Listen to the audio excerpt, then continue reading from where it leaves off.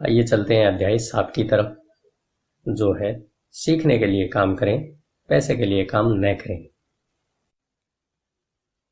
Rich dad poor dad, अध्याय 7। सीखने के लिए काम करें, पैसे के लिए काम न करें। 1995 में मैंने सिंगापुर के एक अखबार में एक इंटरव्यू दिया। युवा महिला रिपोर्टर समय पर आ गई और इंटरव्यू तत्काल शुरू हो गया। हम एक आलीशान होटल की लॉबी में कॉफ़ी की चुस्कियां ले रहे थे और मेरी सिंगापुर यात्रा के उद्देश्य पर चर्चा कर रहे थे। मैं प्लेटफार्म पर जिग जिगलर के साथ बैठने वाला था। वे प्रेरणा पर चर्चा करने वाले थे और मैं अमीरों के रहस्य पर बोलने वाला था। एक दिन मैं भी आपकी तरह बेस्ट सेलिंग लेखक बनना चाहती हूँ, उस महिला ने कहा। मैंने उसके कई लेख पढ़े थे और मैं उससे प्रभावित भी हुआ था। उसकी लेखन शैली दमदार और स्पष्ट थी। उसके लेखों में पाठकों की रुचि जगाने की क्षमता थी। आपकी शैली बहुत बढ़िया है, मैंने जवाब दिया। कौन सी चीज़ आपको अपने सपनों को हकीकत में बदलने से रोक रही है? मेरा काम कहीं का कहीं जाता है, उसने शांतिपूर्वक कहा। हर आदमी कहता है कि मेरा उपन्यास बहुत बढ़िया है, परंतु कुछ नहीं होता। इसलिए मैं अखबार के लिए काम कर रही हूँ। कम से कम इससे मेरा खर्च तो चल जाता है। क्या आप इस बारे में कोई सुझाव देना चाहेंगे? हाँ बिल्कुल, मैंने उत्साह से कहा। सिंगापुर में मेरा दोस्त है, वह एक स्कूल चलाता है जहाँ लोगों को बेचने का प्रशिक्षण दिया जाता है। वह सिंगापुर में कई चोटी के कॉरपोरेशन के लिए सेल्स ट्रेनिंग कोर्स चलाता है और मैं समझता हूँ कि उसके कोर्स में शामिल होने से आपका करियर बहुत ज़्यादा विकसित हो जाएगा। उसका शरीर सख्त हो गया। आप यह कहना चाहते हैं कि बेचना सीखने के लिए मुझे स्कूल जाना पड़ेगा? मैंने सहमति में सिर हिलाया। आप सचमुच ऐसा कह रहे हैं या मजाक कर रहे हैं? एक बार फिर मैंने सहमति में सिर हिलाया। इसमें गलती क्या है? मैं अब अपने शब्द वापस लेना चाहता था। उसे मेरी किसी बात से बुरा लग गया था और अब मैं सोच रहा था कि कितना अच्छा होता अगर मैंने उसे कोई भी सुझाव नहीं दिया होता। उसकी मदद करने की कोशिश में अब मैं खुद के सुझाव की रक्षा करता नजर आ रहा था। मेरे पास अंग्रेजी साहित्य में मास्टर डिग्री है। मैं सेल्समैन बनना सीखने के लिए स्कूल जाऊं क्या? मैं एक प्रोफेशनल हूं। मैं एक प्रोफेशन में प्रशिक्षित होने के लिए स्कूल गई थी ताकि मुझे सेल्समैन न बनना पड़े। मैं सेल्समैनों से नफरत करती हूँ। उन्हें केवल पैसा चाहिए होता है। तो आप मुझे बताएं कि मैं सेल्स का अध्ययन क्यों करूं? अब वह अपना ब्रीफकेस ताकत से बंद कर रही थी। इंटरव्यू खत्म हो गया था। कॉफ़ी टेबल पर मेरी एक बेस्ट सेलिंग पुस्तक रखी हुई थी। मैंने इसे उठाया और उसके द्वारा लिखे गए नोट्स को भी अपने दूसरे हाथ में रखा। क्या आप इसे देख सकती हैं? मैंने उसके नोट्स की तरफ इशारा किया। उसने अपने नोट्स पर नज़र डाली। क्या? उसने उलझन में कहा। एक बार फिर मैंने उसके नोट्स की तरफ जानबूझकर इशारा किया। उसके पैड पर उसने लिखा था रॉबर्ट कियोसाकी, बेस्ट सेलिंग लेखक। यहाँ पर बेस्ट सेलिंग लेखक लिखा हुआ है, न कि बेस्ट राइटिंग लेखक। उसकी आंखें तत्काल फैल गई। मैं बहुत बुरा लेखक हूँ, आप बहुत बढ़िया लेखक हैं। मैं सेल्स स्कूल गया हूँ। आपके पास मास्टर डिग्री है, दोनों को इकट्ठा कर लें और आप एक बेस्ट सेलिंग लेखक और एक बेस्ट राइटिंग लेखक बन सकती हैं। उसकी आंखों में गुस्सा था। मैं कभी इतने नीचे नहीं गिरूंगी कि बेचना सीखने के लिए प्रशिक्षण लूं। आप जैसे लोगों को तो लिखना ही नहीं चाहिए। मैं एक प्रोफेशनल लेखक हूं और आप एक सेल्समैन हैं, यह सही नहीं है। उसने अपने बाकी के नोट्स भी समेट लिए और वह सिंगापुर की उस नम सुबह में तेजी से बाहर निकल गई। कम से कम उसने अगले दिन मुझे एक अच्छा कवरेज दिया। दुनिया स्मार्ट, गुणी, शिक्षित और प्रतिभा संपन्न लोगों से भरी हुई है। हम उनसे हर दिन मिलते हैं, वे हमारे चारों तरफ हैं। कुछ दिनों पहले मेरी कार में कुछ गड़बड़ हो गई थी। मैं एक गैरेज में गया और युवा मैकेनिक ने उसे कुछ मिनटों में ठीक कर दिया। इंजन की आवाज़ सुनकर ही उसे समझ में आ गया था कि गड़बड़ कहाँ थी। मैं हैरान देखता रहा। दुखद सच तो यह है कि प्रतिभा ही पर्याप्त नहीं होती। मुझे लगातार यह देख कर झटका लगता है कि प्रतिभा संपन्न लोग कितना कम कमा पाते हैं। मैंने अभी हाल ही सुना है कि 5% से भी कम अमेरिकी एक साल में $1 लाख से ज़्यादा कमा पाते हैं। मैं ऐसे प्रतिभाशाली और उच्च शिक्षित लोगों से मिला हूँ जो एक साल में $20,000 से भी कम कमाते हैं। मेडिकल व्यवसाय में विशेषज्ञता रखने वाला एक व्यावसायिक सलाहकार कि कितने डॉक्टर, दंत चिकित्सक और दूसरे लोग पैसे की समस्या से जूझ रहे हैं। और मेरी सोच यह थी कि एक बार डॉक्टर बनने के बाद तो पैसा उनके घर बरसने लगता है। इस व्यावसायिक सलाहकार ने मुझे एक बढ़िया वाक्य दिया, तो वे भारी दौलत से सिर्फ एक दक्षता दूर है। इस वाक्य का यह मतलब है कि ज़्यादातर लोगों को केवल एक और दक्षता सीखने की ज़रूरत होती है और इसके बाद उनकी आमदनी अपने आप बहुत ज़्यादा बढ़ जाएगी। मैं यह पहले ही बता चुका हूँ कि फाइनेंशियल बुद्धि, अकाउंटिंग, निवेश, मार्केटिंग और कानून का समन्वय है। इन 4 तकनीकी दक्षताओं को मिला दें और पैसे से पैसा बनाना ज़्यादा आसान हो जाएगा। जब पैसे की बात आती है तो ज़्यादातर लोगों में केवल ज़्यादा कड़ी मेहनत करने की दक्षता होती है। दक्षताओं के समन्वय का एक अच्छा उदाहरण अखबार की उस रिपोर्टर का है। अगर वह सेल्स और मार्केटिंग के क्षेत्र में दक्षता हासिल कर ले तो उसकी आमदनी हवा से बातें कर सकती है। अगर मैं उसकी जगह होता तो मैं एडवर्टाइजिंग, कॉपीराइटिंग और सेल्स के कोर्स में शामिल हो जाता। फिर अखबार में काम करने के बजाय मैंने किसी एडवर्टाइजिंग एजेंसी में नौकरी खोजी होती। चाहे इस काम में वेतन कम ही मिलता, परंतु इससे वह यह सीख जाती कि सफल एडवर्टाइजिंग में प्रयुक्त होने वाले शॉर्टकट का प्रयोग किस तरह किया जाए। उसे अपना कुछ समय जनसंपर्क में भी देना होता, जो एक महत्वपूर्ण दक्षता है।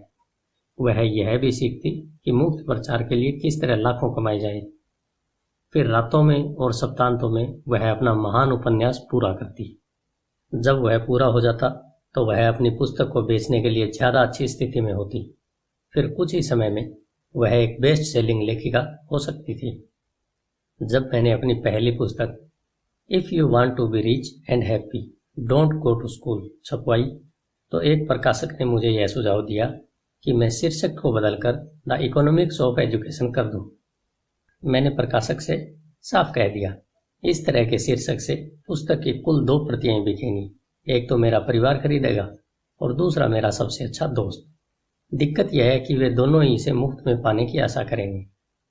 If you want to be rich and happy don't go to school शीर्षक को जानबूझकर चुटीला बनाया गया था, क्योंकि मैं जानता था कि ऐसा करने से इसे हजारों टन प्रचार मिलेगा। मैं शिक्षा का समर्थक हूँ और शिक्षा के सुधार में विश्वास करता हूँ। अन्यथा मैं अपने पुरातनपंथी शिक्षा तंत्र को बदलने की बार बार मांग क्यों करता। इसलिए मैंने एक ऐसा टाइटल चुना जो टीवी और रेडियो शो पर ज़्यादा प्रचारित हो सकता था, सिर्फ इसलिए क्योंकि मैं विवादास्पद होने से नहीं डरता। कई लोगों का विचार था कि मैं कोई फ्रूट केक था, परंतु पुस्तक बिकी और बहुत बिकी। जब मैं यूएस मर्चेंट मरीन एकेडमी से 1969 में ग्रेजुएट हुआ तो मेरे पढ़े लिखे डैडी बहुत खुश हुए। स्टैंडर्ड ऑयल ऑफ कैलिफोर्निया ने मुझे अपने ऑयल टैंकर फ्लीट में काम दे दिया। मैं 3rd मेट था और हालांकि मेरी तनख्वाह मेरे सहपाठियों की तुलना में कम थी, परंतु कॉलेज के बाद पहले काम के हिसाब से ठीक थी। मेरी शुरुआती तनख्वाह $42,000 प्रति वर्ष थी, जिसमें ओवर टाइम भी शामिल था, और मुझे केवल 7 महीने काम करना पड़ता था। बाकी के 5 महीने मेरी छुट्टी थी। अगर मैं चाहता तो मैं एक सहायक शिपिंग कंपनी के साथ वियतनाम जा सकता था और अपनी 5 महीनों की छुट्टियों के बदले अपनी तनख्वाह दुगनी कर लेता। मेरे सामने एक बहुत बढ़िया करियर था, परंतु मैंने 6 महीने बाद ही इस्तीफा दे दिया और मरीन कार्प्स में भर्ती हो गया ताकि मैं हवाई जहाज उड़ाना सीख सकूं। मेरे पढ़े लिखे डैडी का दिल टूट गया। अमीर डैडी ने मुझे बधाइयाँ दी। स्कूल और नौकरी में विशेषज्ञता का विचार एक लोकप्रिय विचार है, यानी कि ज़्यादा धन कमाने के लिए या प्रमोशन हासिल करने के लिए आपको विशेषज्ञता हासिल करने की ज़रूरत है। इसलिए मेडिकल डॉक्टर्स तत्काल बाल रोग विशेषज्ञ या अस्थि रोग विशेषज्ञ जैसी विशेषज्ञता हासिल करने में जुट जाते हैं। यही अकाउंटेंट्स, आर्किटेक्ट्स, वकीलों, पायलटों और बाकी लोगों के बारे में सही है। मेरे पढ़े लिखे डैडी इसी विचारधारा में विश्वास रखते थे, इसलिए वे डॉक्टरेट मिलने के बाद रोमांचित हो गए थे। वे अक्सर यह मानते थे कि स्कूल में ऐसे लोगों का सम्मान किया जाता है जो कम से कम चीज़ों के बारे में ज़्यादा से ज़्यादा पढ़ते हैं। अमीर डैडी मुझसे इसका ठीक उल्टा करने के लिए प्रोत्साहित करते थे। आपको हर चीज़ के बारे में थोड़ा थोड़ा पता होना चाहिए, यह उनका सुझाव था। इसलिए मैंने उनकी कंपनियों में कई विभागों में सालों तक काम किया। कुछ समय के लिए मैंने उनके अकाउंटिंग डिपार्टमेंट में काम किया। हालांकि मैं कभी अकाउंटेंट नहीं बन सकता था, परंतु वे चाहते थे कि मैं उस विभाग में रहकर उसके बारे में मोटी मोटी बातें समझ लूँ। अमीर डैडी जानते थे कि मैं वहाँ की शब्दावली को पकड़ लूँगा और यह भी समझ लूँगा कि क्या महत्वपूर्ण था और क्या नहीं। मैं एक बस बॉय और कंस्ट्रक्शन वर्कर के रूप में भी काम कर चुका हूँ, और सेल्स, रिजर्वेशन और मार्केटिंग में भी। वे मुझे और माइक को पीढ़ी दर पीढ़ी सिखा रहे थे। इसलिए वे चाहते थे कि हम लोग उनके बैंकर्स, वकीलों, अकाउंटेंट्स और ब्रोकर्स के साथ बैठकों में भाग लें। वे चाहते थे कि हम लोग उनके साम्राज्य के हर पहलू के बारे में थोड़ी बहुत जानकारी रखें। जब मैंने स्टैंडर्ड ऑयल की अच्छी तनख्वाह वाली नौकरी छोड़ी तो मेरे पढ़े लिखे डैडी ने मुझसे दिल खोल कर बातें की। उन्हें कुछ समझ में नहीं आ रहा था। वे मेरे निर्णय के पीछे के कारण को नहीं समझ पा रहे थे, क्योंकि जिस नौकरी से मैंने इस्तीफा दिया था उसमें तनख्वाह अच्छी थी, फायदे बहुत थे, खाली समय भी बहुत मिलता था और उसमें तनख्वाह और प्रमोशन के अच्छे अवसर थे। जब एक शाम को उन्होंने मुझसे पूछा, तुमने नौकरी क्यों छोड़ दी, तो मैं लाख कोशिश करने के बाद भी उन्हें इसका कारण नहीं समझा सका। मेरे तर्क उनके तर्क के दायरे में फिट नहीं हो पा रहे थे। समस्या यह थी कि मेरा तर्क मेरे अमीर डैडी का तर्क था। मेरे पढ़े लिखे डैडी के लिए नौकरी की सुरक्षा ही सब कुछ थी। मेरे अमीर डैडी के लिए सीखना ही सब कुछ था। मेरे पढ़े लिखे डैडी का विचार था कि मैं शिप का अफसर बनने के लिए शिक्षा ग्रहण करने स्कूल गया था। अमीर डैडी जानते थे कि मैं अंतर्राष्ट्रीय व्यापार के अध्ययन के लिए स्कूल गया था। तो एक विद्यार्थी की तरह मैं सुदूर पूर्व और साउथ पैसिफिक जाने वाले जहाज़ों पर, बड़े फ्रेट्स पर, ऑयल टैंकरों पर और यात्री जहाज़ों पर काम करता रहा। अमीर डैडी इस बात पर जोर देते थे कि वे यूरोप की तरफ जाने वाले जहाज़ों के बजाय प्रशांत महासागर पर अपना ध्यान केंद्रित करूं, क्योंकि भविष्य के देश एशिया में है, यूरोप में नहीं। जबकि मेरे ज़्यादातर सहपाठी, जिसमें माइक भी शामिल था, अपने घरों पर पार्टी और मौज मस्ती करते थे, तब मैं Japan, Taiwan, Thailand, Singapore, Hong Kong, Vietnam, Korea, Tahiti, Samoa और फिलीपींस में व्यवसाय, लोगों, बिजनेस की शैलियों और संस्कृतियों का अध्ययन करता था। मैं भी पार्टी कर रहा होता, परंतु अपने घर पर नहीं। मेरा ज्ञान बहुत तेजी से बढ़ रहा था। पढ़े लिखे डैडी कभी नहीं समझ सके मैंने यह नौकरी क्यों छोड़ी और इसके बाद मरीन कार्प्स में क्यों शामिल हुआ। मैंने उन्हें बताया कि मैं जहाज उड़ाना सीखना चाहता हूँ, परंतु वास्तव में मैं ट्रुप का नेता बनना सीखना चाहता था। अमीर डैडी ने मुझे बतला रखा था कि कंपनी चलाने का सबसे कठिन काम था लोगों से काम लेना। उन्होंने 3 साल तक सेना में काम किया था। मेरे पढ़े लिखे डैडी ने कभी ऐसा नहीं किया था। अमीर डैडी ने मुझे बताया कि खतरनाक परिस्थितियों में किस तरह लोगों का नेतृत्व किया जाए। तुम्हें जो अगली चीज़ सीखनी चाहिए वह है नेतृत्व। उन्होंने कहा, अगर आप एक अच्छे नेता नहीं हैं तो आप पर पीछे से गोलियां चलाई जा सकती है, जैसा बिजनेस में किया जाता है। वियतनाम से 1973 में लौटने पर मैंने कमीशन से इस्तीफा दे दिया।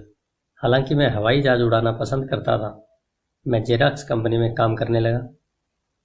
मैंने इसमें एक वजह से नौकरी की थी और नौकरी के फायदे वह वजह नहीं थी। मैं एक शर्मीला आदमी था और बेचने का विचार मुझे दुनिया का सबसे डरावना विषय लगता था। जेरॉक्स अमेरिका में सेल्स ट्रेनिंग प्रोग्राम में बहुत बढ़िया कंपनी मानी जाती थी। अमीर डैडी को मुझ पर गर्व था। मेरे पढ़े लिखे डैडी को मुझ पर शर्म आती थी। एक बुद्धिजीवी होने के नाते वे सोचते थे कि सेल्समैन उनके निचले स्तर के होते हैं। मैंने जेरॉक्स में 4 साल तक काम किया, जब तक कि मुझे दरवाजे खटखटाने और अस्वीकार कर दिए जाने के डर से मुक्ति नहीं मिल गई। एक बार मैं विक्रय में चोटी के 5 लोगों में लगातार आने लगा तो मैंने एक बार फिर इस्तीफा दे दिया और आगे बढ़ गया। एक बार फिर मैंने एक अच्छी खासी कंपनी के साथ अपना बढ़िया करियर छोड़ दिया था। 1977 में मैंने अपनी पहली कंपनी खोली। अमीर डैडी ने मुझे और माइक को कंपनियां चलाने का प्रशिक्षण दे रखा था। तो अब मुझे उन्हें स्थापित करना ही सीखना था। मेरा पहला उत्पाद था नायलॉन और वेलक्रो का वॉलेट, जो फार ईस्ट में बनता था और समुद्री जहाज से न्यूयॉर्क में एक वेयर हाउस तक आता था। मेरी औपचारिक शिक्षा पूरी हो चुकी थी और अब मेरे पंखों की मजबूती की परीक्षा का समय आ गया था। अगर अब मैं असफल होता तो मैं दिवालिया हो गया होता। अमीर डैडी का मानना था कि 30 साल से पहले दिवालिया होना सबसे अच्छा होता है, आपके पास संभलने का मौका होता है। उनकी सलाह थी। मेरे 30वें जन्मदिन की शाम को मेरा पहला शिपमेंट कोरिया से न्यूयॉर्क के लिए रवाना हुआ। आज मैं अंतर्राष्ट्रीय स्तर पर बिजनेस करता हूँ और जैसा मेरे अमीर डैडी मुझे प्रोत्साहित किया करते थे, मैं विकासशील देशों पर ध्यान केंद्रित करता हूँ। आज मेरी निवेश कंपनी दक्षिण अमेरिका, एशिया, नॉर्वे और रूस में निवेश करती है। एक कहावत है, जॉब एक संक्षिप्त रूप है जस्ट ओवर ब्रोक का, और दुर्भाग्य से यह करोड़ों लोगों के लिए सही साबित होता है, क्योंकि स्कूल यह नहीं समझता कि फाइनेंशियल बुद्धि भी बुद्धि का एक रूप है। इसलिए ज़्यादातर कर्मचारी या मजदूर अपने साधनों के भीतर रह रहे हैं। वे मेहनत करते हैं और अपने बिल चुकाते हैं। एक और डरावनी मैनेजमेंट थ्योरी है, काम करने वाले इसलिए कड़ी मेहनत करते हैं ताकि उन्हें नौकरी से न निकाला जाए, और मालिक उन्हें केवल इतना देते हैं ताकि काम करने वाले छोड़कर न चले जाएं। और अगर आप ज़्यादातर कंपनियों की तनख्वाहें देखें तो आप पाएंगे कि इस बात में थोड़ी बहुत सच्चाई तो है। इसका कुल परिणाम यह होता है कि ज़्यादातर कर्मचारी आगे नहीं बढ़ पाते। वे वही करते हैं जो उन्हें सिखाया जाता है। सुरक्षित नौकरी खोज लो। ज़्यादातर काम करने वाले कम समय के पुरस्कारों जैसे वेतन और दूसरे फायदों के लिए काम करते हैं, परंतु दीर्घकालीन दृष्टि से यह उनके लिए घाटे का सौदा साबित होता है।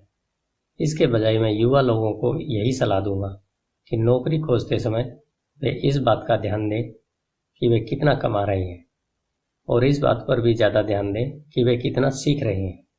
रास्ते पर आगे की तरफ देखकर यह तय करें कि किसी खास प्रोफेशन को चुनने के पहले और चूहा दौड़ में फंसने से पहले वे कितनी दक्षताओं में पारंगत होना चाहते हैं। एक बार लोग बिल चुकाने की आजीवन प्रक्रिया में फंस जाते हैं तो वे छोटे हैमस्टर्स की तरह धातु के छोटे पहियों के चारों तरफ घूमते रहते हैं।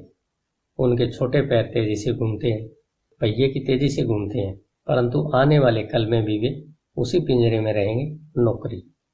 जेरी मैगवायर नाम की फिल्म में टॉम क्रूज का बहुत बढ़िया रोल था और इस फिल्म में कई बहुत जोरदार संवाद थे। शायद सबसे यादगार लाइन थी, मुझे पैसा दिखाओ, परंतु एक और लाइन थी जो मेरे हिसाब से ज़्यादा सच्ची थी। यह उस दृश्य में थी जहां टॉम क्रूज फर्म छोड़कर जा रहा है। उसे नौकरी से निकाल दिया गया है और वह पूरी कंपनी से पूछता है, मेरे साथ कौन आना चाहता है? और सब लोग मौन और स्तब्ध हैं। केवल एक औरत बोलती है, मैं आना तो चाहती हूँ, परंतु मेरा 3 महीने में प्रमोशन होने वाला है। यह वाक्य शायद पूरी फिल्म का सबसे सच्चा वाक्य है। यह उस तरह का वक्तव्य है जो बिल चुकाने के लिए मेहनत करने वाले लोग हमेशा इस्तेमाल करते हैं। मैं जानता हूँ कि मेरे पढ़े लिखे डैडी हर साल तनख्वाह बढ़ने की आशा लगाए रखते थे और हर साल उन्हें निराशा होती थी। इसलिए वे फिर से स्कूल जाकर और ज़्यादा योग्यताएं हासिल करते थे ताकि उन्हें एक और वेतन वृद्धि मिल सके, परंतु एक बार फिर उन्हें निराशा ही हाथ लगती थी। मैं अक्सर लोगों को यह सवाल पूछता हूँ, रोज़मर्रा की यह गतिविधि आपको कहाँ ले जा रही है? छोटे हैमस्टर की तरह लोगों को यह देखना चाहिए कि उनकी कड़ी मेहनत का नतीजा क्या निकल रहा है, उनका भविष्य कैसा होगा। Cyril Brickfield, the American Association of Retired Peoples के भूतपूर्व एग्जीक्यूटिव डायरेक्टर का कहना है कि प्राइवेट पेंशन की हालत बहुत खराब है। पहली बात तो यह है कि आज काम करने वालों में से 50% को कोई पेंशन नहीं मिलेगी। इसी बात से चिंता होना चाहिए। और बाकी बचे 50% में से 75 से 80% लोगों को नाम मात्र की पेंशन मिलेगी, जो $55 या $150 या $300 प्रति माह होगी। अपनी पुस्तक द रिटायरमेंट मिथ में क्रैग ए स्कारपेल लिखते हैं, मैं एक बड़ी राष्ट्रीय पेंशन सलाहकार फर्म के मुख्यालय में गया और मैनेजिंग डायरेक्टर से पूछा, जिसकी विशेषज्ञता बढ़िया रिटायरमेंट योजनाएं तैयार करने में थी। जब मैंने उनसे पूछा कि छोटे ऑफिसों में काम करने वाले लोगों को पेंशन से कितनी आमदनी की उम्मीद करनी चाहिए, तो उसने विश्वास भरी मुस्कुराहट के साथ कहा, सिल्वर बुलेट। सिल्वर बुलेट का क्या मतलब होता है, मैंने पूछा। उसने अपने कंधे उचकाए। अगर बुजुर्गों को लगता है कि बुढ़ापे में उनके पास जिंदा रहने के लिए पर्याप्त धन नहीं है तो वे अपने आप को गोली मार सकते हैं। कार्पेल इसके बाद पुराने रिटायरमेंट प्लान को ज़्यादा खतरनाक नए 401G प्लान के अंतर को स्पष्ट करते हैं। ज़्यादातर काम करने वालों के लिए यह कोई सुखद तस्वीर नहीं है, और यह तो हुई रिटायरमेंट की बात। जब इस तस्वीर में मेडिकल फीस और दीर्घकालीन नर्सिंग होम सुविधा को जोड़ा जाता है तो तस्वीर डरावनी हो जाती है। उनकी 1995 की पुस्तक में वे बताते हैं कि नर्सिंग होम की फीस $30,000 प्रति साल से $1,25,000 प्रति वर्ष है। वे अपने इलाके के साफ सुथरे परंतु साधारण नर्सिंग होम में गए और उन्होंने 1995 में कीमत को $88,000 पाया। आज भी समाजवादी चिकित्सा वाले देशों के कई अस्पतालों में कई कड़े फैसले लेने होते हैं, जैसे कौन जिएगा और कौन मरेगा। वे यह फैसले विशुद्ध रूप से इस आधार पर लेते हैं कि उनके पास कितना पैसा है और मरीज कितने वृद्ध हैं। अगर मरीज वृद्ध है तो वे अक्सर मेडिकल केयर अपेक्षाकृत युवा आदमी को दे देते हैं। बूढ़ा गरीब मरीज लाइन में सबसे पीछे खड़ा रहता है। तो जिस तरह अमीर लोग बेहतर शिक्षा हासिल कर सकते हैं, उसी तरह अमीर लोग अपने आप को जिंदा भी रख सकते हैं, जबकि जिनके पास दौलत नहीं है वे मर जाएंगे। तो मैं हैरान हो जाता हूँ कि क्या कर्मचारी भविष्य में देख पा रहे हैं, या उनकी भविष्य की दृष्टि केवल उनकी अगली तनख्वाह तक ही जाती है और वे अपने आप से कभी दूरगामी भविष्य के बारे में सवाल ही नहीं करते। जब मैं ज़्यादा पैसा कमाने की इच्छा रखने वाले वयस्कों के सामने बोलता हूँ तो मैं हमेशा एक ही चीज़ की सलाह देता हूँ। मैं यह सुझाव देता हूँ कि वे अपने जीवन के बारे में एक लंबा दृष्टिकोण रखें, केवल पैसे और सुरक्षा के लिए काम करने की बजाय, जो हालांकि महत्वपूर्ण है। मैं सुझाव देता हूं कि वे एक और काम करने लगें जो उन्हें एक और दक्षता सिखा दे। अगर वे सेल्स तकनीक सीखना चाहते हैं तो अक्सर मैं उनसे किसी नेटवर्क मार्केटिंग में शामिल हो जाने के लिए कहता हूं, जिसे मल्टी लेवल मार्केटिंग भी कहा जाता है। इनमें से कुछ कंपनियों के प्रशिक्षण कार्यक्रम बहुत बढ़िया होते हैं, जो लोगों के मन से झिझक और असफलता का डर निकाल देते हैं, जो लोगों के असफल होने का मुख्य कारण होते हैं। लंबे समय में शिक्षा धन से ज़्यादा मूल्यवान है। जब मैं यह सुझाव देता हूँ तो अक्सर लोगों की प्रतिक्रिया होती है, पर इसमें बहुत झंझट है, या मैं केवल वही करना चाहता हूँ जिसमें मेरी रुचि है। इसमें बहुत झंझट है कि जवाब मैं पूछता हूँ तो आप जिंदगी भर सिर्फ इसलिए काम करते रहेंगे ताकि आपकी आय में से 50% आप सरकार को दे देंगे। दूसरे वक्तव्य, मैं केवल वही करना चाहता हूँ जिसमें मेरी रुचि है, कि जवाब में कहता हूँ मैं जिम जाने में बिल्कुल रुचि नहीं रखता, परंतु मैं वहाँ इसलिए जाता हूँ ताकि मैं ज़्यादा फिट हो सकूँ और ज़्यादा समय तक जिंदा रह सकूँ। दुर्भाग्य से उस पुरानी कहावत में कुछ सच्चाई है। आप एक बूढ़े कुत्ते को नई चालबाजी नहीं सिखा सकते। जब तक कोई आदमी बदलने के लिए तैयार न हो, बदलना बहुत कठिन होता है। परंतु उन लोगों के लिए जो कुछ नया सीखने के विचार से प्रेरित हो जाते हैं और दोहराई पर खड़े हैं, मेरा सुझाव यही है, जिंदगी बहुत हद तक जिम जाने की ही तरह है। इसमें सबसे दर्द भरा हिस्सा वहाँ जाने का फैसला लेना है। एक बार आप यह फैसला कर लेते हैं तो बाकी सब आसान हो जाता है। ऐसे कई दिन आए जब मैं जिम जाने के नाम से कांप जाता हूँ, परंतु एक बार मैं वहाँ पहुँच जाता हूँ तो काम शुरू कर देता हूँ और मुझे इसमें मज़ा आने लगता है। जब मैं वहाँ से निकलता हूँ तो मुझे हमेशा खुशी होती है कि मैं वहाँ गया था। अगर आप कुछ नया सीखने के प्रति अनिच्छुक हों और इसके बजाय आप अपने क्षेत्र में बहुत विशेषज्ञता हासिल करने पर जोर देते हो, तो यह सुनिश्चित कर लें कि जिस कंपनी के लिए आप काम करते हैं वहाँ यूनियन हो। लेबर यूनियनें विशेषज्ञों की रक्षा के लिए बनाई जाती हैं। मेरे पढ़े लिखे डैडी जब गवर्नर की कृपा दृष्टि से दूर हो गई तो वे हवाई में टीचर्स यूनियन के अध्यक्ष हो गए। उन्होंने मुझे बताया कि यह उनके द्वारा किया गया सबसे कठिन काम था। मेरे अमीर डैडी ने दूसरी और जिंदगी भर यह कोशिश की कि उनकी कंपनियों में यूनियन न बन पाए। वे सफल हुए। हालांकि यूनियन काफ़ी करीब आ गई थी, परंतु अमीर डैडी हमेशा उन्हें दूर रखने में कामयाब हो जाते थे। व्यक्तिगत रूप से मैं किसी का पक्ष नहीं लेता, क्योंकि मुझे दोनों ही बातों में फ़ायदे दिखते हैं और उनकी ज़रूरत दिखती है। अगर आप स्कूल द्वारा सुझाए रास्ते पर चलते हैं, उच्च विशेषज्ञता हासिल करते हैं, तो फिर आप यूनियन की सुरक्षा में चले जाएंगे। उदाहरण के लिए, अगर मैं अपने हवाई जहाज उड़ाने के करियर में गया होता तो मैंने ऐसी कंपनी पसंद की होती जिसकी पायलट यूनियन बहुत तगड़ी होती। क्यों? क्योंकि मेरी ज़िंदगी केवल एक दक्षता को सीखने के लिए समर्पित होती, जिसका मूल्य केवल एक उद्योग में ही हो सकता था। अगर मुझे उस उद्योग से निकाल दिया गया होता तो मेरे जीवन की दक्षताएं किसी दूसरे उद्योग में उतनी मूल्यवान नहीं होती।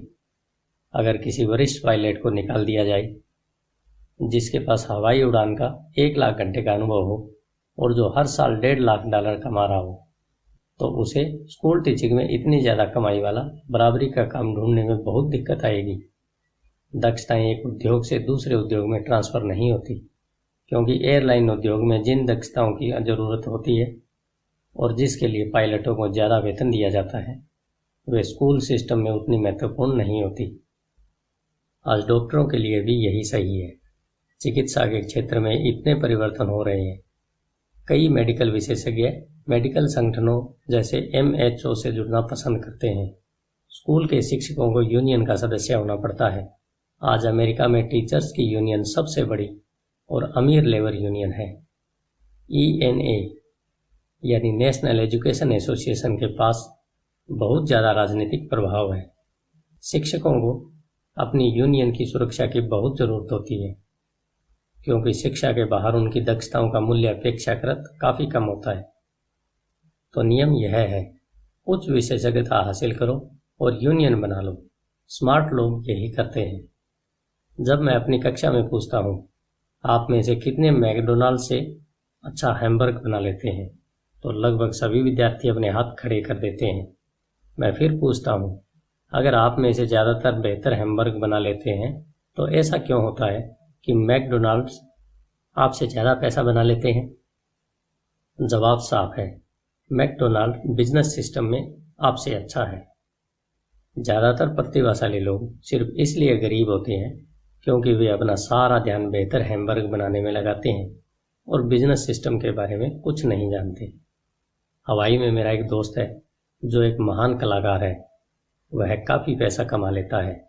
एक दिन उसकी माँ के वकील ने उसे बताया कि उसने अपने पुत्र के नाम पर $35,000 छोड़े हैं।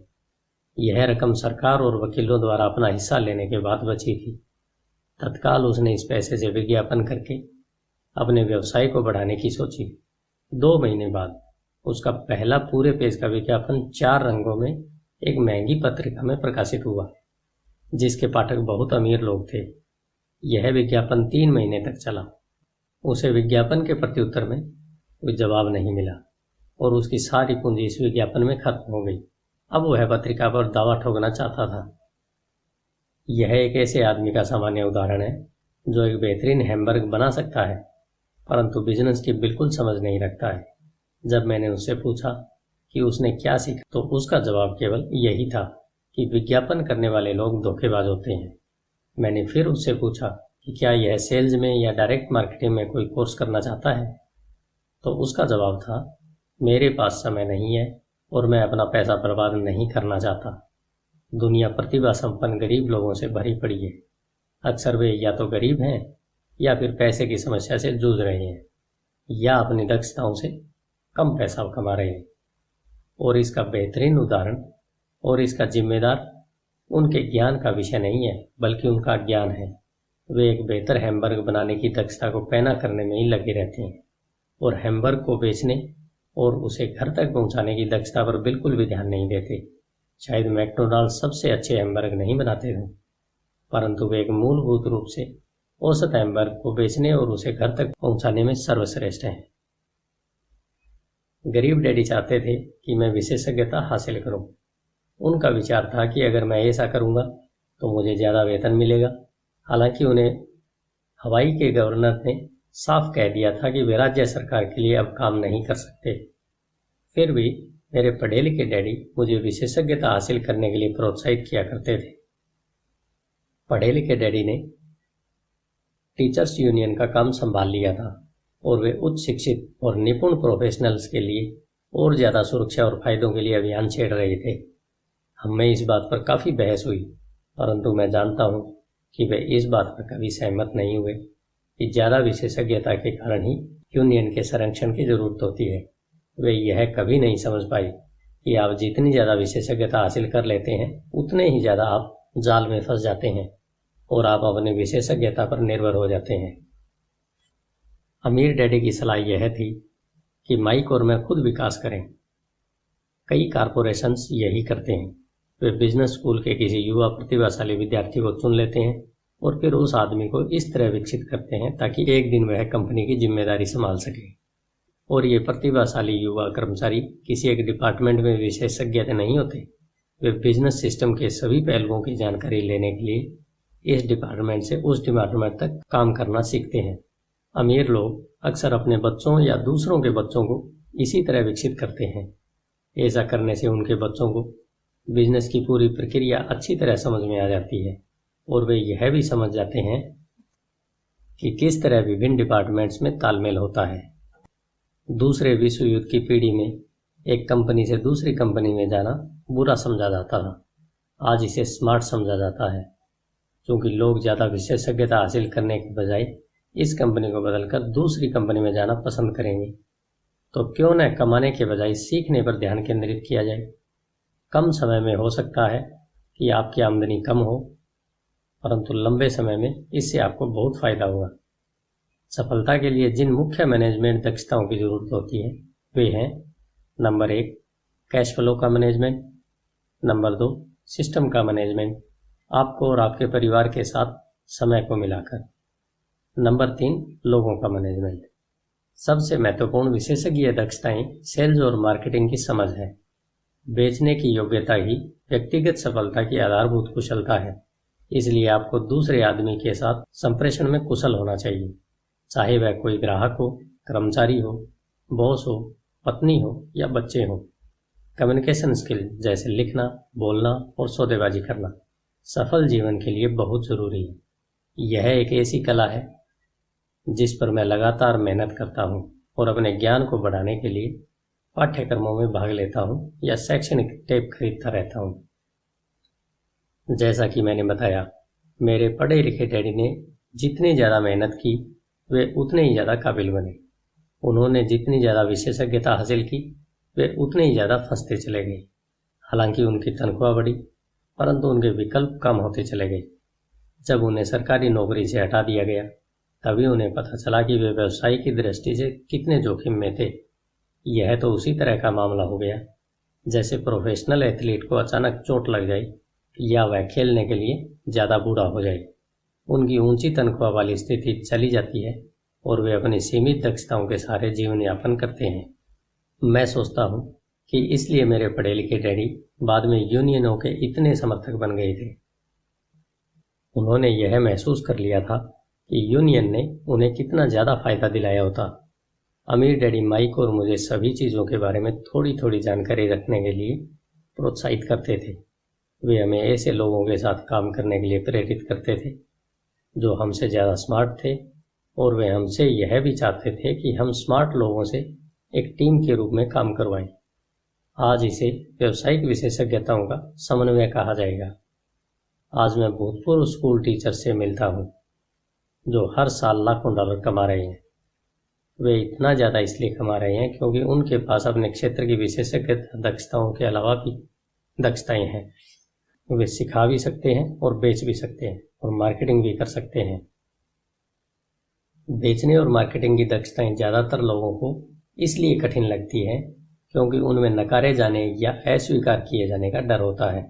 आप संप्रेषण, सौदेबाजी और अपने नकारे जाने के डर का सामना करने में जितने बेहतर होंगे, आपके लिए ज़िंदगी उतनी ही आसान होगी। जिस तरह मैंने अखबार की लेखिका को सलाह दी थी जो बेस्ट सेलिंग लेखिका बनना चाहती थी, मैं किसी को भी वही सलाह देना चाहूँगा। तकनीकी रूप से विशेषज्ञता हासिल करने के कुछ मजबूत पहलू होते हैं और कुछ कमज़ोर पहलू होते हैं। मेरे कुछ दोस्त हैं जो जीनियस हैं, परंतु वे दूसरे लोगों के साथ प्रभावी ढंग से बात नहीं कर पाते और परिणाम स्वरूप उनकी आमदनी बहुत कम है। मैं उन्हें सलाह देता हूँ कि वे 1 साल तक बेचने की कला सीखें। चाहे वे कुछ भी न कमाएं, परंतु उनकी कम्युनिकेशन स्किल सुधर जाएगी और यह अनमोल है। अच्छे सीखने वाले, बेचने वाले और मार्केटिंग करने वाले व्यक्ति होने के अलावा हमें अच्छे शिक्षक और अच्छे विद्यार्थी होने की भी ज़रूरत है। दरअसल अमीर होने के लिए आप में लेने के साथ ही देने की काबिलियत भी होनी चाहिए। आर्थिक या प्रोफेशनल संघर्ष के मामलों में देने और लेने में बहुधा कमी देखी गई है। मैं ऐसे कई लोगों को जानता हूँ जो सिर्फ इसलिए गरीब हैं क्योंकि वे न तो अच्छे विद्यार्थी हैं, न ही अच्छे शिक्षक। मेरे दोनों डैडी उदार थे। दोनों ने पहले देने के सिद्धांत का पालन किया था। शिक्षा देना उनके लिए देने का एक प्रकार था। जितना ज़्यादा उन्होंने दिया उतना ही उन्हें मिला। पैसे देने के मामले में ज़रूर उन दोनों में अंतर था। मेरे अमीर डैडी ने बहुत सा पैसा दान दिया। उन्होंने अपनी चर्च को दान दिया, समाज सेवी संस्थाओं को दान दिया और अपने फाउंडेशन को दान दिया। वे जानते थे कि पैसा हासिल करने के लिए पैसा देना होता है। पैसा देना ज़्यादातर अमीर परिवारों का रहस्य है। इसलिए रॉकफेलर फाउंडेशन और फोर्ड फाउंडेशन जैसे संगठन काम कर रहे हैं।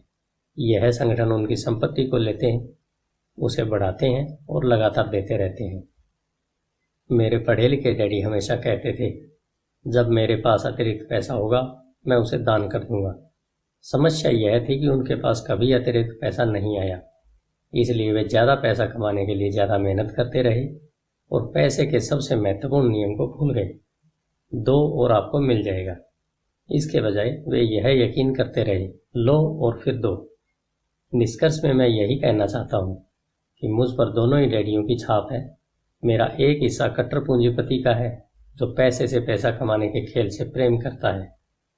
मेरा दूसरा हिस्सा एक सामाजिक रूप से जिम्मेदार शिक्षक का है जो गरीबों और अमीरों के बीच बढ़ती आर्थिक खाई से बहुत ज़्यादा चिंतित है। मैं इस बढ़ती हुई खाई के लिए मूल रूप से दकियानूसी शिक्षा तंत्र को जिम्मेदार मानता हूँ। धन्यवाद।